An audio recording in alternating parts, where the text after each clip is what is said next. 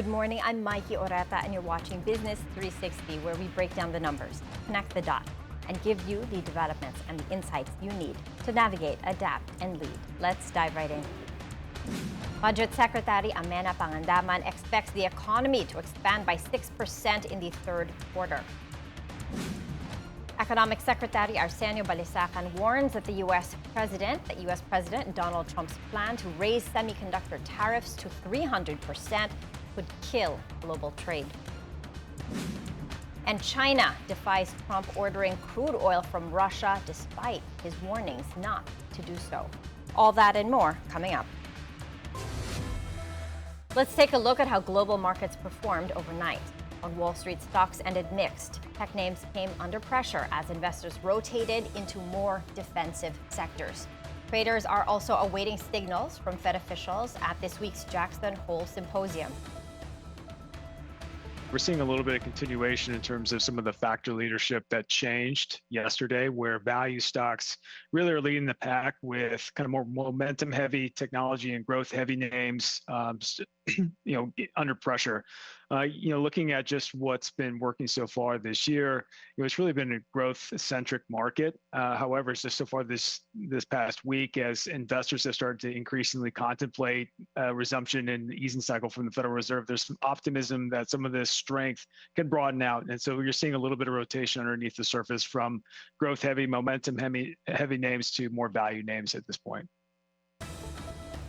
The Dow Jones Industrial Average finished flat with a slight gain. The S&P 500 slipped 0.2%, and the Nasdaq led the losses, lower by 0.7%.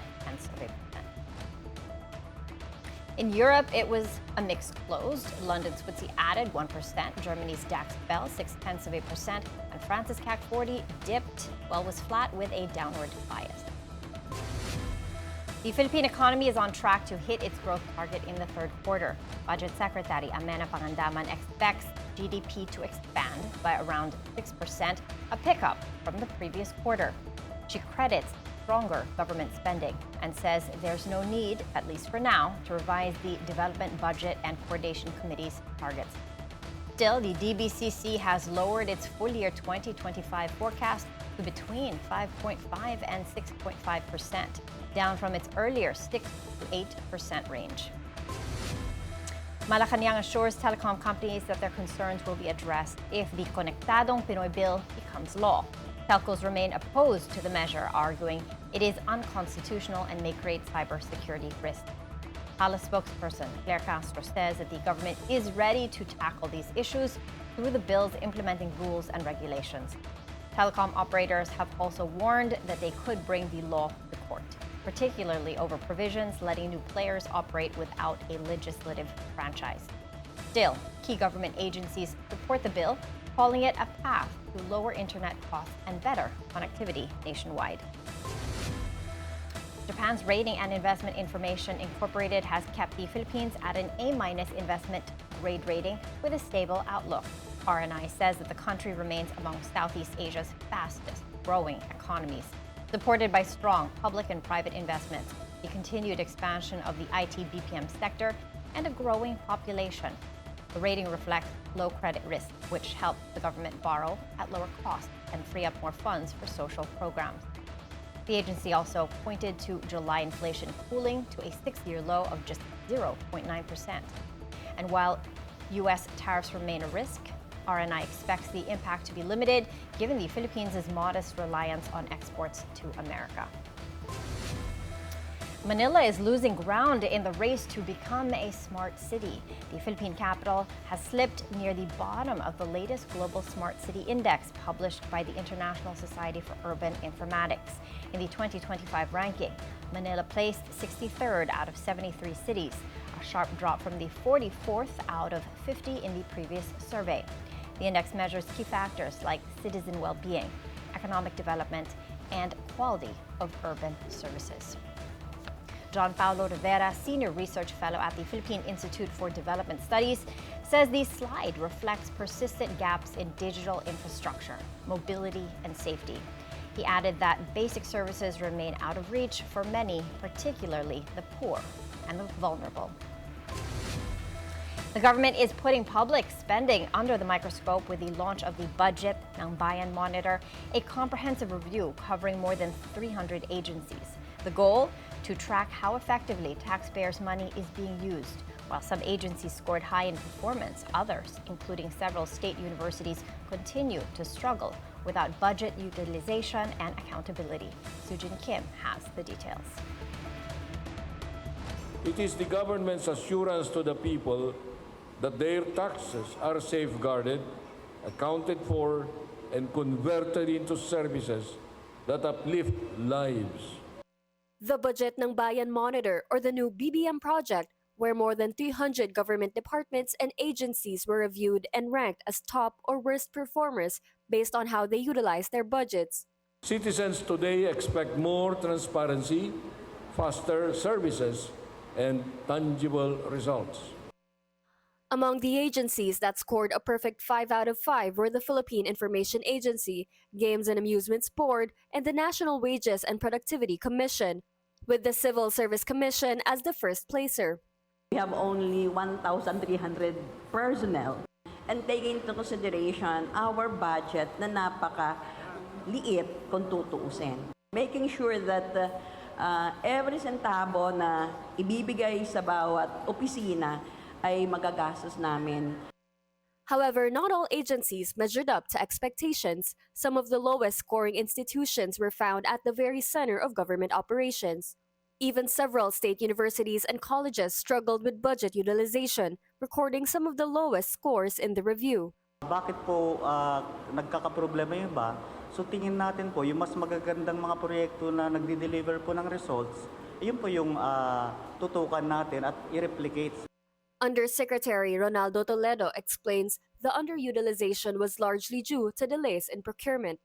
Even the Bureau of Customs and the Commission on Higher Education received unsatisfactory marks in the budget monitor. Kung yung ang ahensya po natin hindi nagde-deliver ng results, baka matamaan po yung mga results na gusto natin sa Philippine Development Plan. Secretary Pangandaman stressed that future allocations will depend heavily on absorptive capacity. Gano'n naman na nangyayari. Binababaan talaga natin, binabawasan natin yung budget ng mga ahensya. Moving forward, the budget monitor will not only check fund utilization, but will also begin to assess the actual implementation of big-ticket projects, making performance and accountability even more central to the budget process. Sujin Kim, Bilyonaryo News Channel. Congress has opened deliberations on the proposed 6.79 trillion peso national budget for 2026, the biggest spending plan in Philippine history. The budget will shape funding for priorities like education, infrastructure, digitalization, and social services, all while the government grapples with a 19 trillion peso debt and growing demands for transparency in projects such as flood control. Senate Finance Committee Chair Sherwin Gatchalian will be at the forefront, ensuring that every peso delivers results. He joins us now to share his economic agenda and what this record budget means for business and investment. Good morning, Senator Gatchalian, and thank you for being here with us. Good morning to our televiewers. Okay, lots to talk about, sir, but let's start with the state of the economy from your vantage point. As Congress deliberates on the 6.79 trillion budget, how would you describe the current state of the Philippine economy? Well, right now, the current state of the Philippine economy is under a lot of uncertainties in terms of trade and exports. Right now, with the tariffs that the U.S. will be imposing, that becomes an uncertainty for us, especially our exports. And I hope our semiconductors will be spared. For now, our semiconductor seems like in a safe place. Almost half of our exports are semiconductors, and we want to move up our semiconductor industry into high-value industries, and that's a big potential for our country. But if you have this tariffs that is hanging over our head, that becomes an uncertainty for the industry, and that also holds back a lot of the investors who want to come into our semiconductor industry. Other than that, we're growing at a modest pace at about 5%. Under the medium-term fiscal framework, we should be growing between 6 to 7% in order to outrun our debt. If we don't outrun our debt, we will not lower down our debt to GDP ratio. And that's another concern that we will be tackling during the budget deliberations. Yeah, you mentioned growth, sir. That was 5.4% in the first half of 2025. Solid, modest, but still below targets. From a fiscal policy standpoint, what needs to change, sir, so that this budget translates to real productivity, real gains that we feel on the streets? The 5% is respectable when you compare it to our ASEAN peers. We're growing at we're the second fastest growing economy compared here in ASEAN, compared to second only to Vietnam. But we're not only competing with our ASEAN peers, we're competing with ourselves. You have to remember that our debt is still elevated at 60+% per GDP. Our deficit is still elevated at around 6%. And that's the challenge for us. We have to bring it back to pre-pandemic levels at around 30% of our GDP and about 3% of our and deficit at 3% of GDP. That's the challenge. We're competing and challenging ourselves. We want to bring it down because we don't want another pandemic to happen, and then we are at this elevated stage. We will not have any fiscal space to fight it off.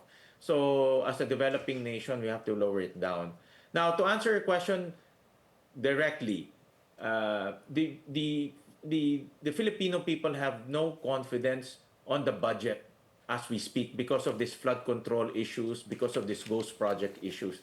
We have to bring back the confidence of our people to the budget. And that's what we aim to do this 2026, to make sure that every tax collected, every peso appropriated will redound to projects that will be felt by our constituents. That's right. Interesting point you mentioned. Flood control, the budget, really important. Let's whittle down on that, sir.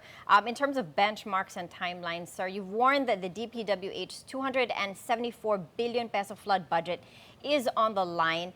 How soon would we be prepared to act on this threat, and what clear benchmarks must the DPWH meet in order to keep that funding? Reviewing the DPWH project budget is not an easy task. We're talking about 9,000 plus projects, about 1 trillion pesos in terms of allocation. So scarring through each and every project is really a big task. In fact, you cannot just sit down and look at the budget. You have to go out to the field and make sure that this line item, this project, will be effective on the ground, because it's different when you look at the book. It's different when you go out to the field. That's why our president, no less than our president himself, is going out to the field to double check the projects himself, to make sure that physically the projects are there.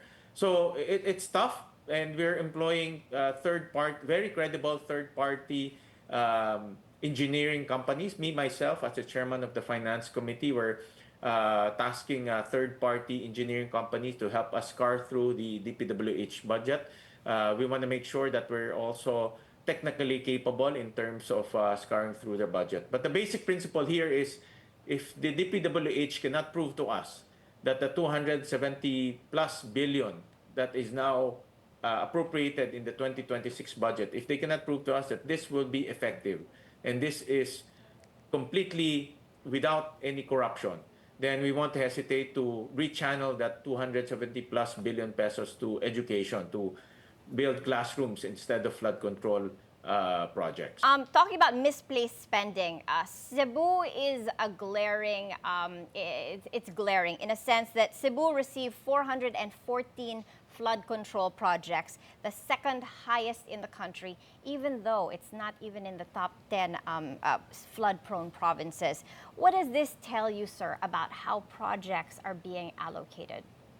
Well, it goes to show that the projects being proposed by the DPWH have no rhyme or reason. This is something that we are also looking at. In fact, just yesterday, I was meeting with DBM and NEDA, and we were asking for the master plans of all these flood control projects. But it seems to me that this master plan is very difficult to get.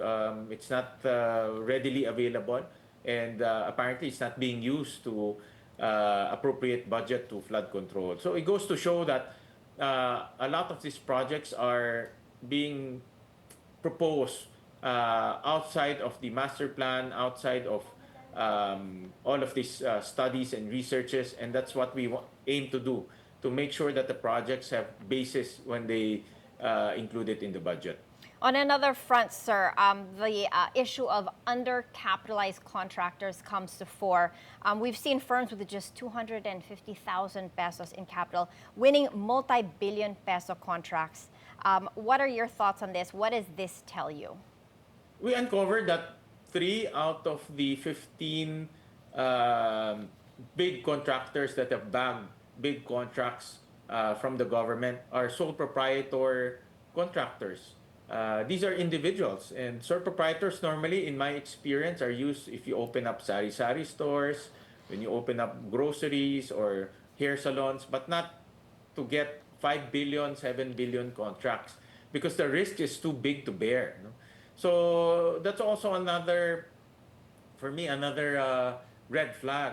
How come these sole proprietors are bagging multi-billion contracts from the government, which is very unusual?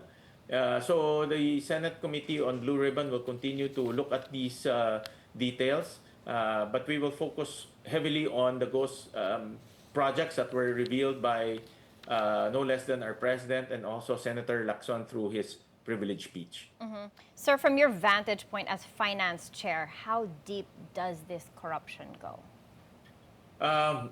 Very deep and very disappointing. A lot of people are enraged, including myself. I'm really enraged with what's happening right now. It's very difficult to convince our constituents to pay taxes or to be responsible with their tax obligations. But it pains everyone. It pains me. It pains everyone to see that their hard-earned taxes are going to ghost projects. So we will not let this go. I'm assuring the public that we will continue to push for accountability, and we will make sure that people who are responsible with this ghost projects will be put in jail. Yeah, okay, that's how far you're going to go. You want to see them put in jail. Sir, lastly, what's your message to CEOs and investors on how the reforms and the budget, everything being implemented, on how that will translate to an easier business environment for everyone? Well, we enacted the Create More Law when I was the chairman of the Ways and Means Committee. We enacted the Create More Law, and this is to give more incentives to potential investors and also existing investors. In fact, if the existing investors want to expand, they can retain their current incentives. And one of the most important features of Create More is to give 200% deductible on electricity. As we all know, electricity costs here in the Philippines is one of the highest in the region. So to augment that, we gave 200% deductible on their electricity costs. So that's a good feature for manufacturing companies and semiconductor companies. Again, I'm very, one of my bullish industries is the semiconductor industries. I'm very bullish with that because obviously with AI, the whole world is moving into that. And the Philippines is poised to get a big chunk of that if we support our semiconductor industries and we incentivize them and let them come in and build high value semiconductor industries so that we can compete with our regional peers. Yeah, absolutely, sir. All electronics use semiconductors. So, I mean, it's going to be a primary need. And as in the Philippines case, right now, we supply 5% of the world's semiconductors, and there's more of that pie to take. Thank you so much, Senator Sherwin Gatchalian, the chair of the Senate Finance Committee, for joining us this morning and sharing your insights. Thank you very much. We're taking a quick break. Please stay with us as we dive deep into the numbers and the narratives that matter most to your bottom line.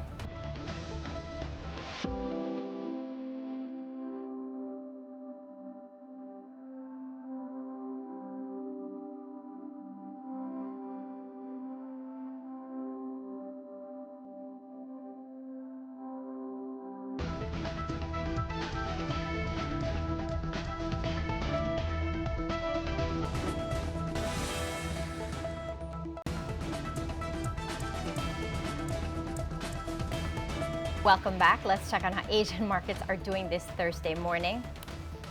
take a look at that. Asian markets. Right now, the Nikkei 225 is in the red, lower by 0.4%. Hong Kong's Hang Seng Index is flat with an upward bias. Shanghai's Composite up by 0.3%. And Singapore's Straits Times Index higher by 0.1%. Here at home, the Philippine Stock Exchange Index ended Wednesday essentially flat, with investors hunting for bargains but remaining cautious ahead of central bank decisions. The PSE Index closed unchanged at 62.78. Turnover was thin, with 1 billion shares worth 5.7 billion pesos traded. Markets are closed today for the holiday and will reopen tomorrow, with traders expected to take their cues from global central bank signals and the latest corporate earnings. Now, trading at the Philippine Stock Exchange will be automatically canceled if Metro Manila is placed under tropical cyclone wind signal number 3 or higher. Under its new guidelines, the PSC said there will be no trading if Pag-asa hoists signal numbers 3, 4, or 5 in the capital. Markets will stay open only if signal numbers 1 or 2 are raised. Trading will resume the next day if the signal is downgraded to 1 or 2 by 6 a.m. But if Pag-asa maintains signal number 3 or higher, the market will remain closed. The PSC also expanded its powers, allowing it to halt or cancel trading during emergencies, including natural disasters, terrorist attacks, or events that restrict access to its premises. A market halt can also be triggered if brokers representing over half of the market's 6-month average trading value cannot access the system, up from the previous 1/3 threshold. The Philippines is set to borrow nearly 2.7 trillion pesos next year to plug a massive fiscal deficit under the 2026 budget. With debt service alone now eating up almost 1/3 of all government spending, the country's total obligations could climb past 19 trillion pesos, a new record high. Sujin Kim has the details. The government is poised to borrow again. The Philippines is expected to incur nearly 2.7 trillion pesos in new debt to finance a projected 1.6 trillion peso fiscal deficit for the 2026 national budget. Because kulang ang ating revenues para matugunan yung nasa budget natin. Again, yung utang na yan will make sure na makakarating, sustainable, at makakarating doon sa mga programang mataas ang productivity. According to the report, the bulk of the borrowings will come from domestic sources, while more than 20% will be sourced from foreign creditors. The report estimates that nearly 30% of the entire 2026 budget will go to debt service. Over 1 trillion pesos will be allocated for principal payments, while almost 950 billion pesos will go to interest payments. Kaya yan mukhang malaki dahil compounded yan. Binabayaran natin yung mga nakaraang taon. Because of this, the national debt is expected to climb further and may breach 19 trillion pesos by early 2026. Still, the DBM stressed that the incremental increase is now limited to single digits. According to Secretary Pangandaman, as long as the economy continues to grow, the Philippines will be able to meet its debt obligations. Sujin Kim, Bilyonaryo News Channel. U.S. President Donald Trump's call to slap up to 300% tariffs on semiconductor imports is drawing sharp warnings as it could kill global trade. Philippine Economy Secretary Arsenio Balisacan said such a move would be devastating after Trump first floated a 100% tariff and now suggests raising it to 300%. Analysts warn that the escalation threatens the Philippines' own semiconductor industry, which relies heavily on exports to America. Last year alone, the country shipped more than $6 billion worth of electronics to the U.S., making it our top export. Semiconductors make up more than half of the Philippines' total exports, with the United States as our biggest single market. But a planned 300% U.S. tariff on imported chips under the Trump administration threatens to upend this critical industry. Manila is now lobbying for an exemption, as chip makers themselves warn of devastating consequences from billion-dollar investments put on hold to supply chains potentially relocating. Joining us to discuss what this means for our exporters and the economy is Dan Lachica, the president of the Semiconductor and Electronics Industries in the Philippines, or SAPI. Hi, sir. Thank you for being here with us. Thank you, Maiki, and good morning to your viewers. Okay. right now, semiconductors are benefiting from the tariff exemption. So far, so good, but the talk ahead is scary. Initially, it was for a tariff of 100%, and then over the past couple of days, it's ricocheted to 300%. What are what's the mood on the street based from your members, and what are they thinking right now? Well, this could be very, very hurtful. Right now, we're enjoying the 0% exemption because of the Section 232 investigation, which is related to the U.S. Trade Expansion Act of 1962. But like you said, there's news about 100% and even worse, 300%. So we were talking to DTI, our government partners, and basically brainstorming on what we could possibly do. For instance, just emphasizing again that strategic importance of the Philippines in terms of the U.S. Pacific strategy. But that may not be as effective because Trump's argument would be, oh, we're protecting you and not charging you anything. The next possibility would be, again, drumming up the importance of Philippine products for the U.S. Defense and security applications and economic applications. For instance, we have companies that produce electronics for, telecommunications, medical, IoT, and stuff like that. So that spells quite important for the economic reasons and defense reasons for the United States.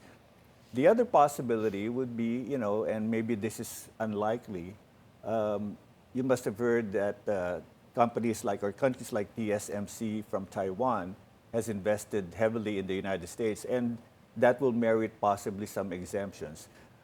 We could invest in the United States as, Philippine companies and the U.S., the Philippine government, in particular, but that may not be as feasible. Another thought would be emphasizing the fact that the products go to American companies, the end products, such as, related to, for example, Apple and NVIDIA, which have investments in the United States, and hopefully drumming up the fact that these are end customers operating in the U.S. with investments. Maybe that argument will work, but we'll just have to see. Yeah, we will have to wait and see. So far, no date, no specifics. But sir, do you have any updates on tariff negotiations between the U.S. and the Philippines? Well, like I said, we've met with government and kind of brainstormed on ideas of what could be presented, but there's no timetable. There is an NDA that basically ties our hands as far as what concessions and what discussions have been made. But we've submitted position letters to DTI to kind of lay out what kind of additional arguments, as I was saying earlier, that they can bring to the table. Our officials are batting for exemptions. Yes. But Trump says that only those who manufacture in the United States will be exempt. What are your thoughts on this? Well, that's one piece of the puzzle. That's one argument. But remember also the fact that there are some provisions globally, like the World Trade Organization ITA exemption on semiconductors. And also the fact that, well, I don't think Trump has really considered the importance or the complexity of the global supply chain. For example, polysilicon comes from China, photoresist comes from Japan. And when you start kind of making all these perturbations in the supply chain, there's going to be cost implications, lead time implications, cross-border implications that may hurt the overall U.S. economy as well. And my sense is they may not have thought this through completely. So that's the other concern that we would like to bring up. Yeah, from 100% to 300%, it's going to kill global trade in this industry. What are your thoughts on this? Well, 100% as it is will double the cost of the integrated circuits. 300%, that's going to quadruple the cost. But I think, do we worry about it? Do we lose sleep over it? Yes, we're concerned about it. But the fact of the matter is, like Senator Wynn was mentioning, we can't freeze and hold strategic decisions on investment and everything. So I think we just have to continue explaining the advantages of investing in the Philippines, create more, the improved infrastructure, the ease of doing business. In fact, this October, we're going to have the Philippine Semiconductor Electronics Convention Exhibition, October 28 to 30, and that would be a good forum or medium to show the capability of the Philippines as far as solid semiconductor supply. U.S. chip makers themselves are lobbying against this tariff. Yes.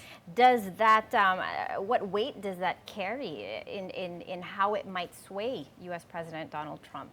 It has to carry some weight. I don't know if it'll be enough to convince him to just drop everything from 300 to 100% or down to 19 or 0%. But these companies are based in the United States and they're continuing to invest. Like, for example, Amcor Anam is increasing its ATP capacity in the United States. Also, and that also could be a threat to the Philippines, like Skyworks, Amcor, TSMC creating ATP facilities in the United States. That's a threat for the Philippines. Although today they're focusing on advanced ATP, but then again, depends on how these things pan out. They could consider, even the commercial or trailing edge, if you will, ATP might be affected.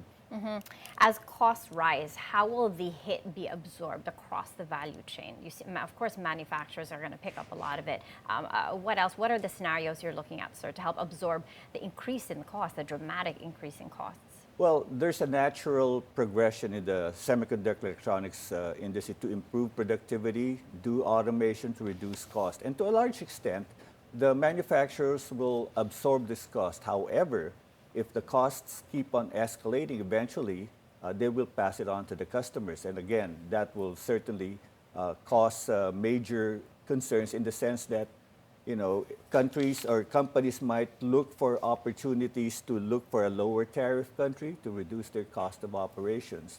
And like I said earlier, if you look at the complications in terms of cost and lead time on the country of origin, the transshipment of goods, then that also will have to be factored into where companies will manufacture their products. Yeah, that's another thing you mentioned, where companies will manufacture their products. Recently, a big U.S. delegation of business leaders was in the country recently. Are you familiar with that? And did it any fruits from that meeting that you can mention if you're privy to that?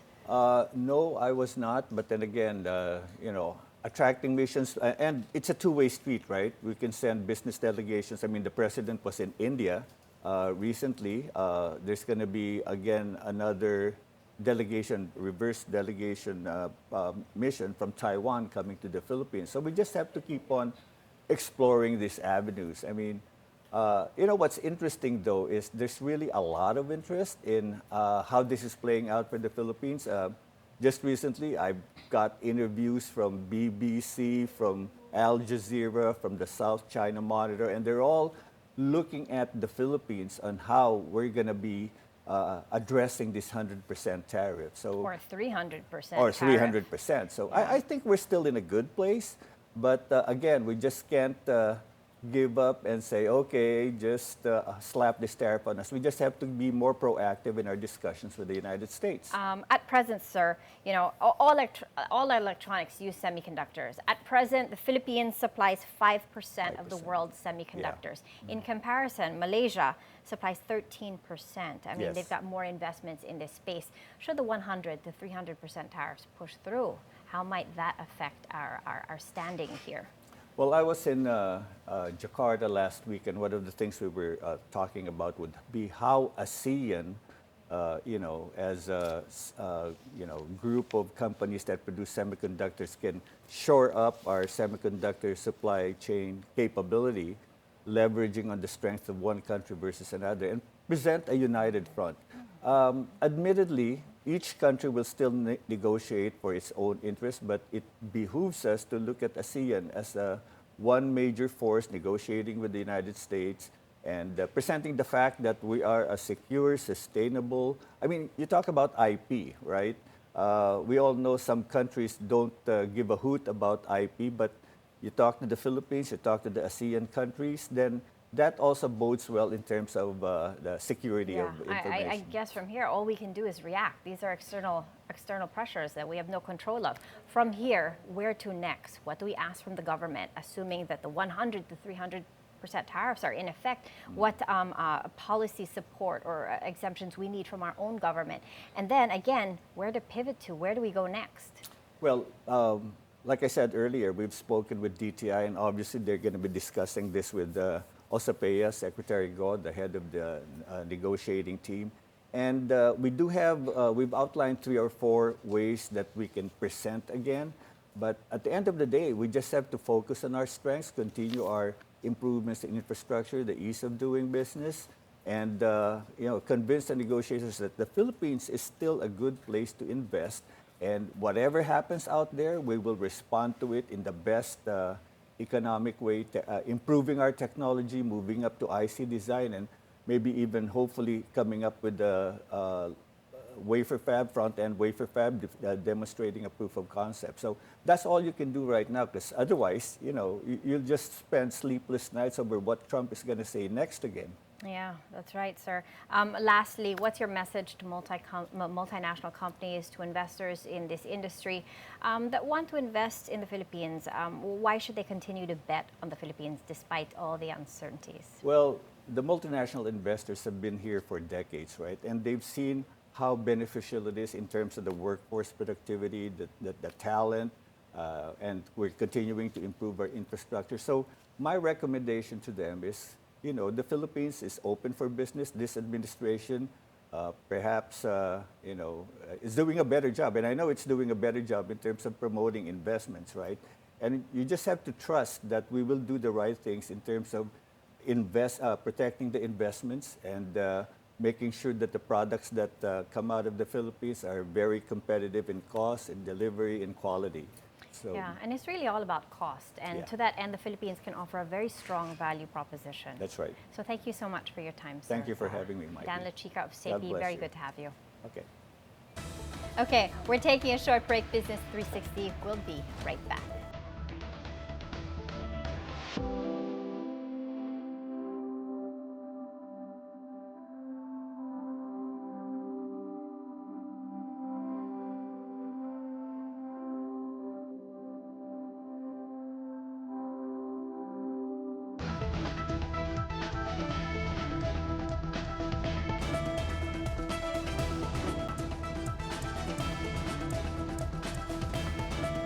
Welcome back. The Department of Agriculture is urging Vietnam's rice industry to rethink plans to file a World Trade Organization complaint against the Philippines over its impending 60-day rice import ban. Agriculture Secretary Francisco Tu Laurel defended the measure, calling it a protective step to shield local farmers ahead of the wet harvest season. He said that the ban could be extended to 90 days to help stabilize palay prices, which have fallen amid a glut of imported rice. Tu Laurel warns that if tensions with Vietnam escalate, the Philippines could turn to alternative suppliers such as India, Myanmar, or Cambodia. As the world's largest rice market, the Philippines remains a highly coveted destination for exporters, ensuring no shortage of countries ready to fill the gap. On another front, the Securities and Exchange Commission slaps a 12 million peso fine on Villar Land Holdings and 11 of its directors, including Manny Villar and his 3 children, for failing to submit required financial reports and issuing misleading disclosures. The company did not file its 2024 audited financial statements and first quarter report, even after several deadline extensions. The SEC also flagged a false disclosure of 1.33 trillion pesos in fair value gains, which triggered a surge in trading volume. Villar Land and its officers have 10 days to answer the charges. The penalty falls short of suspending the company's registration, but the SEC warns civil or criminal action could follow. Now, the Philippine Amusement and Gaming Corporation posted a strong performance last year, with income surging 40% to over 111 billion pesos. By law, half of PAGCOR's gross gaming revenues go straight to the government. In 2024, that share hit 46.27 billion pesos. Of that, about 23 billion pesos funded PhilHealth benefit packages, including support for the zero balance billing policy in public hospitals. The next biggest allocation went to socio-civic projects amounting to more than 12 billion pesos nationwide.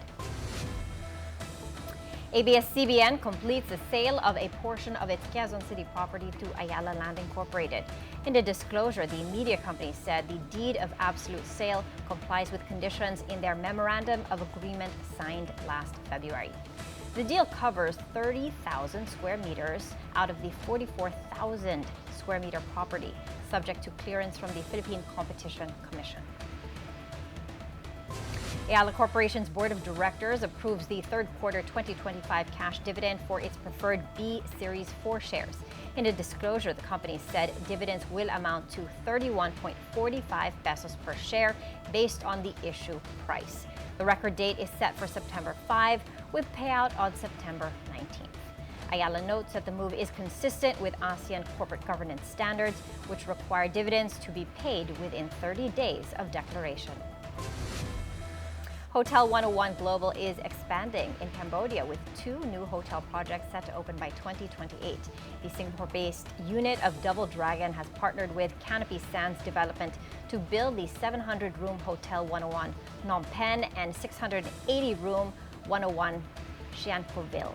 The projects are expected to generate 6.3 billion pesos in sales and will be among Cambodia's largest hotels in terms of room count.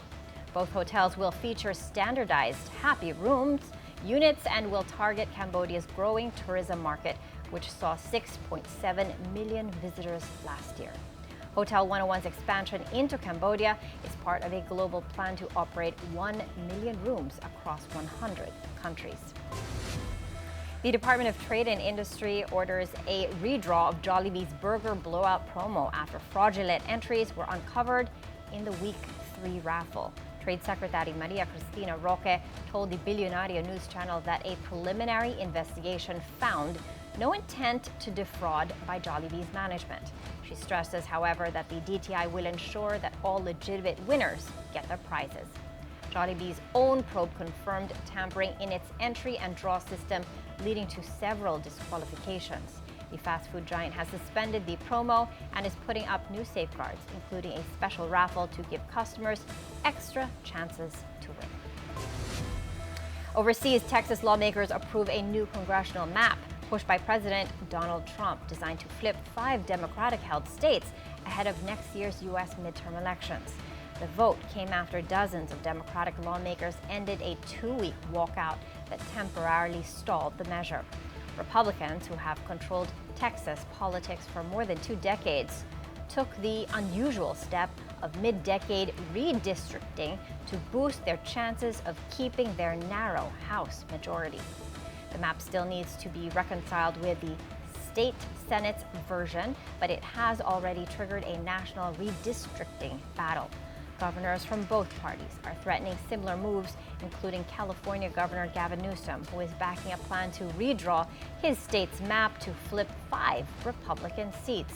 Democratic-controlled California is the country's most populous state, while Republican-led Texas is the second, making this a high-stakes fight with national implications. Here in Asia, Chinese refineries have placed new orders for Russian crude that will be shipped from ports that typically supply India. Demand from the South Asian country for Moscow's crude has gone down following U.S. President Donald Trump's tariffs.